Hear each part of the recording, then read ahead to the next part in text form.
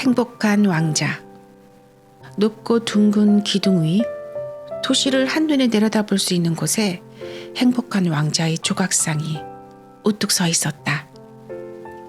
왕자의 몸은 순금으로 얇게 박이 입혀져 있었고 눈은 반짝이는 사파이어였고 검의 손잡이 끝에는 크고 붉은 루비가 빛을 발했다.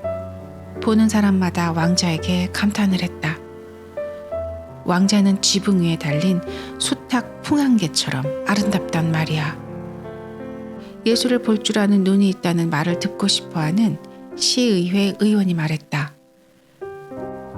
풍향계만큼 쓸모가 없어 탈이지만 말이야. 그는 혹시라도 사람들이 그를 실용적이지 못한 사람이라고 생각할까 두려워서 그렇게 덧붙였다. 사실 그는 실용적이지 못한 사람이 아니었다. 왜 너는 행복한 왕자를 좀 닮지 못하니? 달을 따달라고 우는 어린 소년의 어머니가 냉정하게 말했다. 행복한 왕자는 꿈에서도 뭘 달라고 우는 일은 없어. 그래도 세상에 정말 행복한 사람이 있다는 게 다행이지 뭐야. 절망에 사로잡힌 남자가 멋진 왕자를 바라보며 중얼거렸다. 꼭 천사 같아. 자선학교 아이들이 밝은 주홍색 망토에 깨끗한 하얀 앞치마 차림으로 교회에서 나오며 말했다. 너희가 그걸 어떻게 아니? 수학 선생님이 말했다. 천사를 본 적도 없으면서. 본 적이 있어요. 꿈에서요. 아이들이 대답했다. 그러자 수학 선생님은 이맛살을 찌푸리며 아주 심각한 표정을 지었다. 그는 아이들이 꿈꾸는 것을 못마땅하게 여겼기 때문이다. 어느 날 밤 귀여운 제비 한 마리가 도시로 날아왔다. 친구들은 모두 6주 전에 이집트로 가버렸지만 그는 혼자 남았다. 몹시도 아름다운 갈대를 사랑하게 되었기 때문이다. 초봄에 커다란 노랑 나방을 따라 강 위를 날다 만난 갈대였는데 그녀의 늘씬한 허리에 마음을 완전히 빼앗겨 날개를 접고 다가가서 말을 걸었다.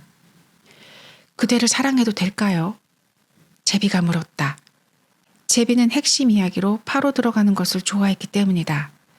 갈대는 제비를 향해 낮게 고개를 숙였다. 그러자 제비는 그녀 주위를 뱅뱅 돌다가 날개를 강물에 살짝 스쳐 은빛 잔물결을 일으켰다. 이것이 제비의 사랑 방법이었다. 제비의 사랑은 여름 내내 계속되었다. 웃기는 사랑일세. 다른 제비가 제잘거렸다. 그 갈대는 돈도 없고 친척만 잔뜩 있는데. 정말이지 강에는 갈대가 가득했다. 이윽고 가을이 오자 제비들은 다 날아가 버렸다. 친구들이 다 가버리고 나자 제비는 외로웠고 애인에게는 실증까지 났다. 도무지 대화라고는 몰라. 게다가 바람둥이인지 모르겠어. 바람만 나타나면 애교를 떠니 말이야. 아닌 게 아니라 갈대는 바람만 불면 아주 우아하게 무릎과 허리를 굽혀 절을 했다. 그뿐인가? 이 아가씨는 나다니기를 싫어해. 하지만 나는 여행을 좋아하고 그래서 내 아내가 될 사람도 여행을 좋아해야 하는데 나와 함께 가시렵니까? 제비가 마침내 갈대에게 물었다. 그러나 갈대는 살랑살랑 고개를 저었다. 자기 집이 너무 좋았기 때문이다. 지금까지 나를 가지고 놀았군요. 제비는 소리를 질렀다. 나는 떠나겠어요. 피라미드로 가겠어요. 잘 있어요. 제비는 날아가 버렸다. 제비는 하루 종일 날아서 밤이 되었을 때 이 도시에 이르렀다. 어디에서 묵는담? 이 도시에 묵을 데가 있으면 좋으련만. 그때 제비는 높은 기둥 위에 서 있는 왕자를 보았다. 저기서 자면 되겠네. 제비가 소리쳤다. 위치가 좋아. 바람도 시원하게 잘 불고. 제비는 행복한 왕자의 두 발 사이에 내려앉았다. 이거 황금 침실이네. 제비는 혼잣말로 중얼거리며 주위를 둘러보다 잠잘 준비를 했다. 그러나 제비가 막 날개 밑에 머리를 집어넣으려는데 커다란 물방울이 뚝 떨어졌다. 이런 희한한 일이 있나? 제비가 소리쳤다. 하늘에는 구름 한 점 없고 별들이 또렷하게 반짝이는데 비가 오다니. 북유럽 날씨는 정말 고약하단 말이야. 갈 때도 비를 좋아했지. 하지만 어디 자기만 좋으면 되는 일인가? 그때 또 한 방울이 떨어졌다. 비도 막아주지 못하면 이런 조각상이 무슨 소용이야. 제비가 말했다. 차라리 괜찮은 굴뚝 구멍이나 찾아봐야겠다. 제비는 그곳을 떠나기로 마음먹었다. 그러나 제비가 날개를 펼치기도 전에 세 번째 방울이 떨어졌다. 제비는 고개를 드는 순간 보았다. 아, 무엇을 보았을까? 행복한 왕자의 눈에는 눈물이 가득했다. 그 눈물이 황금 뺨 위를 흘러내리고 있었다. 달빛을 받은 그의 얼굴은 너무도 아름다워 작은 제비는 가슴이 몹시 아렸다. 누구신가요? 제비가 물었다. 행복한 왕자란다. 그런데 왜 울고 있어요? 제비가 물었다. 그 바람에 내 몸이 다 젖었잖아요. 내가 살아서 몸 안에 인간의 심장이 뛰고 있을 때는 오히려 눈물이 뭔지 몰랐어. 나는 상수시 궁전에 살았거든. 거기는 슬픔이 들어올 수 없는 곳이야. 낮이면 정원에서 친구들과 놀고 저녁이면 큰 회관에서 앞장서 춤을 추었지. 정원은 높은 담에 둘러싸여 있었는데 나는 한 번도 그 너머에 무엇이 있는지 물어볼 생각도 하지 못했어. 내 주위 모든 것이 너무나 아름다웠거든. 신하들은 나를 행복한 왕자라고 불렀어. 실제로 나는 행복했지. 그렇게 즐거운 게 행복이라면 말이야. 나는 그렇게 살다 그렇게 죽었어. 내가 죽고 나서 사람들은 나를 여기 이 높은 곳에 세워놓았어. 그러자 그때부터 내 도시의 추하고 비참한 모든 것들이 눈에 들어오는 거야. 지금 내 심장은 납으로 만들어져 있지만 그래도 울지 않을 수가 없어. 뭐라고? 다 금이 아니었어? 제비가 속으로 말했다. 예의를 알았기 때문에 그런 마음속 생각을 밖으로 드러내지 않았던 것이다. 조각상은 낮은 음악 같은 목소리로 말을 이어가고 있었다. 저 멀리 좁은 거리에 가난한 집이 하나 있어. 창문 하나가 열려 있어서 여자가 탁자에 앉아 있는 게 보여. 여위고 시든 얼굴이야. 손은 빨갛고 거칠어. 온통 바늘에 찔렸거든. 여자는 재봉사야. 왕비의 가장 예쁜 시녀가 다음 궁정 무도회에서 입을 새틴 드레스에 시계포를 수놓고 있어. 방구석에 있는 침대에는 어린 아들이 알아누워 있어. 머리가 펄펄 끓어. 오렌지가 먹고 싶대. 하지만 어머니는 강물밖에 줄 게 없기 때문에 아이가 울고 있어. 제비야, 제비야, 귀여운 제비야. 내 손의 손잡이에 있는 루비를 빼서 저 여자한테 갖다 주련. 내 발은 이 받침대에 박혀 있어서 움직일 수가 없어. 이집트에는 나를 기다리는 친구들이 있어요. 제비가 말했다. 그 친구들은 나일강을 따라 오르내리며 커다란 연꽃들하고 이야기를 나누고 있죠. 곧 친구들은 위대한 왕의 무덤으로 잠을 자러 갈 거예요. 왕은 예쁘게 칠한 관 안에 누워있죠. 목에는 연녹색 옥 목걸이를 걸었지만 손은 시든 잎 같아요. 제비야, 제비야, 귀여운 제비야. 오늘 밤만 내 곁에 있으면서 내 사절이 되어주지 않으련? 저 아이는 너무 목이 마르고 저 어머니는 너무 슬퍼하고 있어. 나는 남자아이들을 별로 좋아하지 않는데. 제비가 대답했다. 지난 여름에 강변에서 놀고 있을 때 못된 남자아이가 둘 있었죠. 방앗간집 아이들이었는데 나만 보면 돌을 던졌어요. 물론 맞지는 않았죠.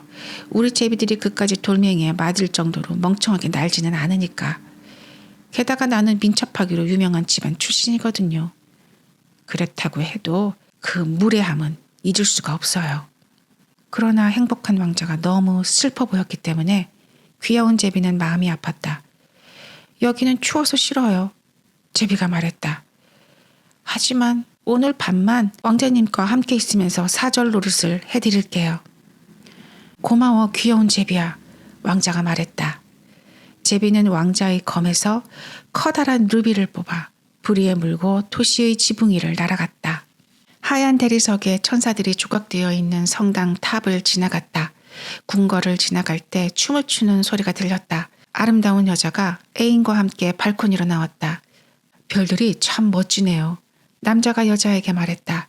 그리고 사랑의 힘도 참 멋지죠. 궁정무도회 때까지 내 드레스가 완성되었으면 좋겠어요.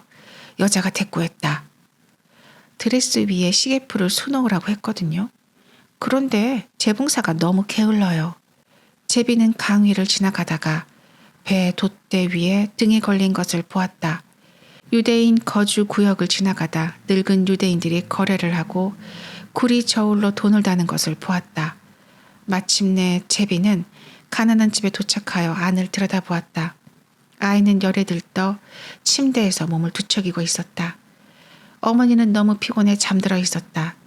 제비는 안으로 풀쩍 뛰어들어가 커다란 루비를 탁자 위 골무 위에 놓았다. 그런 다음 살며시 침대 주위를 날아다니며 날개로 아이의 이마에 부채질을 해주었다. 아, 시원해. 소년이 말했다. 몸이 낫나 봐. 그러더니 달콤한 잠속으로 가라앉았다. 그것을 보고 제비는 다시 행복한 왕자에게로 돌아가 자신이 한 일을 이야기해 주었다. 이상한 일이에요. 날씨는 몹시 추운데 몸은 이렇게 따뜻하니 말이에요. 제비가 말했다. 너가 좋은 일을 했기 때문이야. 왕자가 말했다.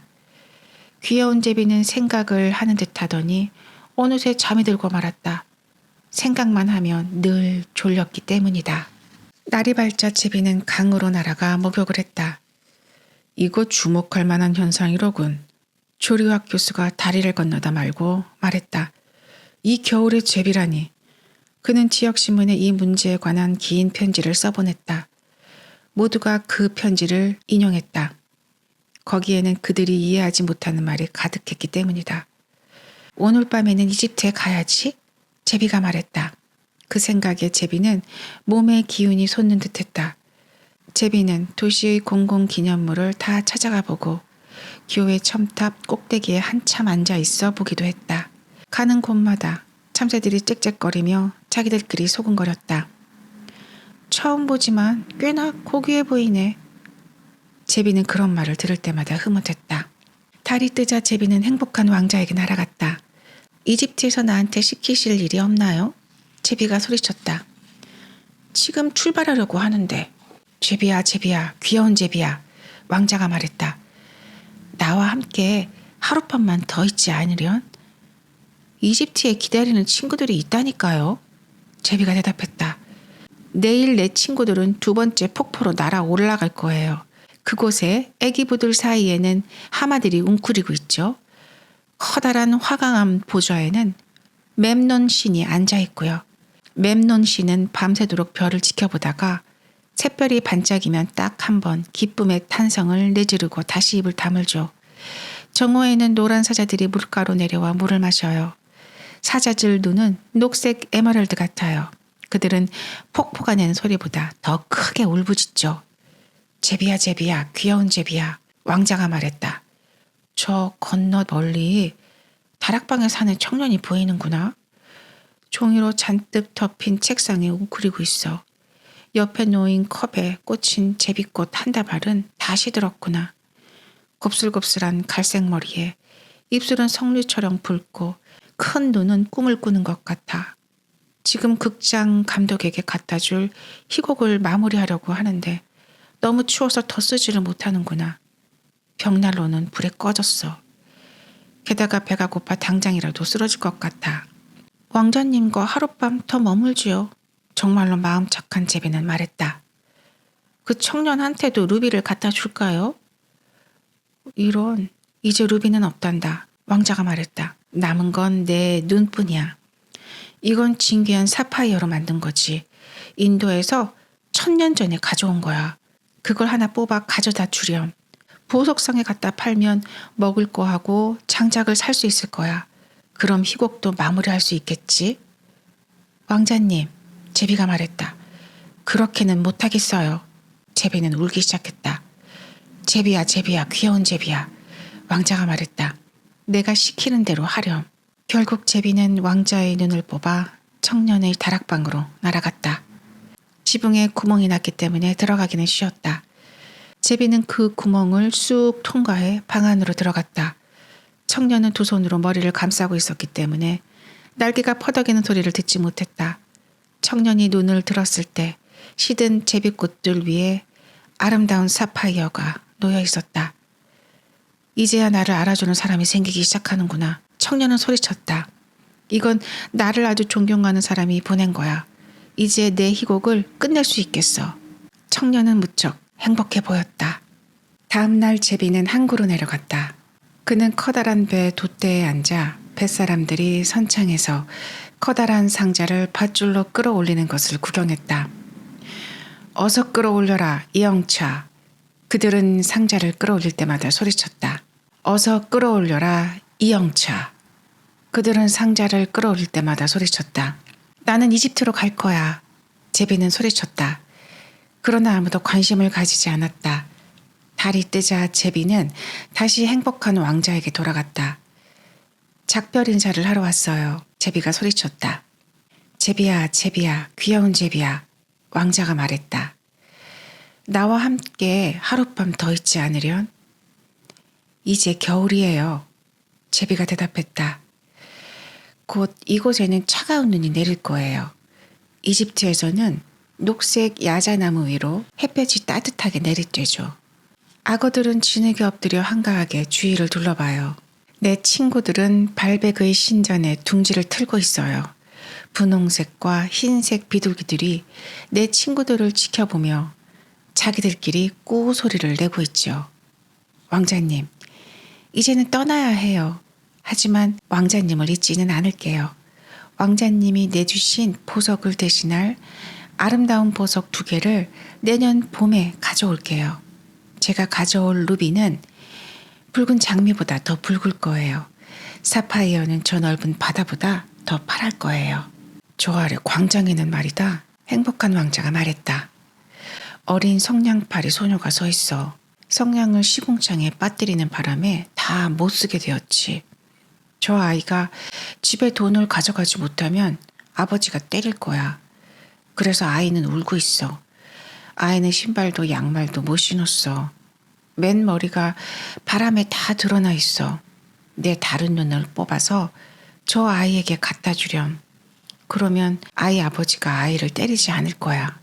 그래요. 왕자님과 하룻밤 더 있겠어요. 제비가 말했다. 하지만 왕자님 눈은 뽑을 수가 없어요. 그럼 왕자님은 장님이 되잖아요. 제비야, 제비야, 귀여운 제비야. 왕자가 말했다. 내가 시키는 대로 하렴. 그래서 제비는 왕자님 남은 눈을 뽑아서 쏜살같이 날아갔다. 제비는 성냥팔이 소녀에게로 휙 내려가 손바닥에 보석을 내려놓았다. 어머, 예쁜 유리네. 어린 소녀는 그렇게 소리치더니 웃음을 터뜨리면서 집으로 달려갔다. 그리고 나서 제비는 왕자에게 돌아왔다. 이제 왕자님이 장님이 되었으니 나는 계속 여기 함께 있을래요. 안 돼, 귀여운 제비야. 가엾은 왕자가 말했다. 너는 이집트로 가야 돼. 그냥 왕자님과 함께 있을래요. 제비는 그렇게 말하고 왕자의 발에서 잠이 들었다. 제비는 다음 날 하루 종일 왕자의 어깨에 앉아 있었다. 그는 왕자에게 낯선 땅에서 본 것들을 이야기해 주었다. 나일 강변에 길게 줄을 이루어 서 있다가 부리로 금붕어를 잡아먹는 붉은 따오기 이야기도 해주었다. 사막에 살면서 세상만큼 나이를 먹어 모르는 것이 없는 스핑크스 이야기도 해주었다. 손에 호박 염주를 들고 낙타 옆에서 천천히 걸어가는 상인 이야기도 해주었다. 흑단처럼 검은 커다란 수정을 섬기는 달의 산에 있는 왕 이야기도 해주었다. 사제 20명이 갖다 주는 벌꿀 케이크를 먹으며 야자나무에서 잠을 자는 커다란 녹색뱀 이야기도 해주었다. 크고 평평한 잎을 타고 커다란 호수 위를 돌아다니며 나비와 전쟁을 벌이는 피그미족 이야기도 해주었다. 귀여운 제비야, 왕자가 말했다. 너는 나한테 놀라운 것들을 이야기해 주는구나. 하지만 무엇보다 놀라운 건 저 사람들이 겪는 고통이란다. 저 고통보다 더 큰 수수께끼는 없어. 내 도시 위를 날아다녀 보렴. 귀여운 제비야. 그리고 거기서 본 걸 나한테 이야기해줘. 그래서 제비는 큰 도시 위를 날아다니며 부자들은 아름다운 집에서 즐겁게 지내고 거지들은 그 문간에 앉아있는 광경을 보았다. 어두운 골목길을 날아들었다가 굶주린 아이들이 하얀 얼굴로 검은 거리를 맥없이 내다보는 광경도 보았다. 다리의 아치 아래로는 어린 두 소년이 추위를 조금이라도 막아보려고 서로 끌어안고 누워 있었다. 너무 배가 고파. 소년들은 말했다. 여기 누워 있으면 안 돼. 야경꾼이 그렇게 소리치는 바람에 두 소년은 빗속으로 터덜터덜 걸어갔다. 제비는 왕자에게 돌아가 자기가 본 것을 이야기해 주었다. 내 몸은 순금으로 덮여 있어. 왕자가 말했다. 그걸 한 조각씩 떼어다 내 가난한 사람들에게 나누어 주렴. 살아있는 사람들은 금이 자기를 행복하게 해줄 수 있다고 믿으니까. 제비는 순금을 한 조각씩 떼어냈다. 마침내 행복한 왕자에게는 칙칙한 잿빛 몸만 남게 되었다. 제비는 떼어낸 금 조각을 가난한 사람들에게 가져다 주었다. 아이들의 얼굴은 장밋빛으로 발그레해졌다. 아이들은 웃음을 터뜨리며 거리에서 뛰어놀았다. 이제 우리에게도 빵이 있어. 아이들은 소리쳤다. 이윽고 눈이 왔고 눈이 온 뒤에는 서리가 내렸다. 거리는 은을 깔아놓은 것처럼 밝게 반짝거렸다. 처마에는 긴 고드름이 수정 단검처럼 매달려 있었다. 모두 털옷을 입고 다녔으며 어린 소년들은 주홍색 모자를 쓰고 얼음을 지쳤다. 가엾은 제비는 점점 더 추위를 탔다. 그러나 왕자 곁을 떠나려 하지 않았다. 왕자를 너무도 사랑했기 때문이다. 제비는 주인이 보지 않을 때 빵가게의 문 밖에 있는 부스러기를 쪼아 먹었고 날개를 퍼덕여 조금이라도 몸의 온기를 유치해 보려고 했다. 마침내 제비는 자신이 곧 죽을 것임을 알았다. 이제 마지막으로 한번 왕자의 어깨 위까지 날아갈 힘밖에 남지 않았다. 안녕히 계세요, 왕자님. 제비가 중얼거렸다. 손에 키스를 해도 될까요? 마침내 이집트로 간다니 다행이구나, 귀여운 제비야. 왕자가 말했다. 너는 여기 너무 오래 있었어. 하지만 꼭 내 입에 키스를 해주렴. 나는 너를 사랑하거든. 내가 가는 곳은 이집트가 아니에요. 제비가 말했다. 나는 죽음의 집으로 가요. 죽음은 잠의 형제죠. 안 그런가요? 제비는 행복한 왕자의 입에 키스를 하고 왕자의 발밑으로 떨어져 죽었다. 그 순간 조각상 안에서 금이 가는 듯한 묘한 소리가 들렸다. 뭔가가 부서지는 것 같았다. 납으로 만든 심장이 둘로 쪼개진 것이다. 정말 무시무시한 된소리가 내린 모양이었다. 다음 날 아침 일찍 시장은 시의회 의원들과 함께 광장을 걷고 있었다. 둥근 기둥에 이르렀을 때 그는 조각상을 보았다. 저럴 수가, 행복한 왕자가 너무 초라해 보이잖아. 시장이 말했다. 정말 초라하군. 늘 시장의 말에 맞장구만 치는 시의회 의원들이 소리쳤다. 그들은 자세히 보려고 위로 올라갔다. 검에서는 루비가 떨어져 나갔군. 눈도 사라졌어. 게다가 몸도 이제 금이 아니야. 시장이 말했다. 이거 뭐 거지가 따로 없구먼. 거지가 따로 없어. 시의회 의원들이 말했다. 세상에, 게다가 발치에는 죽은 새도 있네. 시장이 말했다. 정말이지, 새는 여기서 죽이면 안 된다는 포고를 발표해야겠어. 그러자 시청 서기가 얼른 그 말을 받아 적었다. 그들은 행복한 왕자의 조각상을 끌어내렸다. 이제 아름답지 않으니 쓸모도 없네. 대학에서 예술을 가르치는 교수가 말했다. 그들은 조각상을 용광로에서 녹였다. 시장은 조각상을 녹인 금속을 어떻게 할지 결정하려고 시의회를 열었다. 물론 다른 조각상을 세워야겠지. 이번에는 내 조각상이 될 거요. 시장이 말했다. 아니야, 내 조각상을 세워야 합니다. 시의회 의원들은 모두 똑같은 이야기를 했다. 그들은 그 문제로 크게 다퉜다. 얼마 전에 소식을 들었을 때도 그들은 여전히 싸우고 있었다. 이상한 일일세. 주물공장 감독이 말했다. 이 쪼개진 납심장은 용광로에서도 녹지를 않아. 갖다 버려야겠는걸. 그들은 심장을 죽은 제비가 누워있는 쓰레기 더미에 갖다 버렸다. 이 도시에서 가장 귀한 것 2가지를 가져오너라. 하느님이 한 천사에게 말했다. 그러자 천사는 납 심장과 죽은 새를 갖다 바쳤다. 제대로 골랐구나. 하느님이 말했다. 이 귀여운 새는 내 천국의 정원에서 영원히 노래를 부르고 행복한 왕자는 내 황금 도시에서 나를 찬양하게 하리로다.